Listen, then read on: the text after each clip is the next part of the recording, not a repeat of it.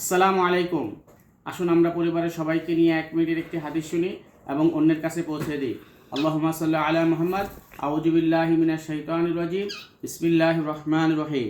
হযরত তাউস রাহমাতুল্লাহ আলাইহি বলেন, একজন সাহাবী রাদিয়াল্লাহু তাআলা আনহু আরজ করিলেন, ইয়া রাসূলুল্লাহ, আমি কোনো সময় কোনো নেক কাজের উদ্দেশ্যে উঠি এবং উহাতে আল্লাহ তাআলা সন্তুষ্টিই আমার উদ্দেশ্য থাকে, কিন্তু উহার সাথে সাথে অন্তরে এই খায়েশও হয় যে লোকেরা আমার আমল দেখুক।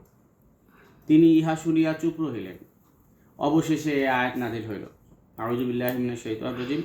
ফামান কানা ইয়ারজু লিকা রাব্বিহি ফালইআমাল আমালান সালিহান ওয়া লা ইউশরিক বিইবাদাতি রাব্বিহি আহাদা।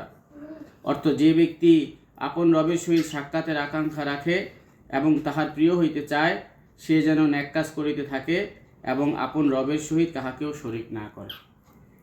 আল্লাহ তাআলা আমাদেরকে ইখলাসের সাথে একমাত্র আল্লাহ তাআলা সন্তুষ্টির উদ্দেশ্যেই আমল করার তৌফিক দান করেন। আসুন আমরা সৎ কাজে আদেশ ও অসৎ কাজে নিষেধ করি এবং পবিত্র কোরআন শরীফ থেকে প্রতিদিন একটি আয়াত হলেও তেলাওয়াত করি। আসসালামু আলাইকুম।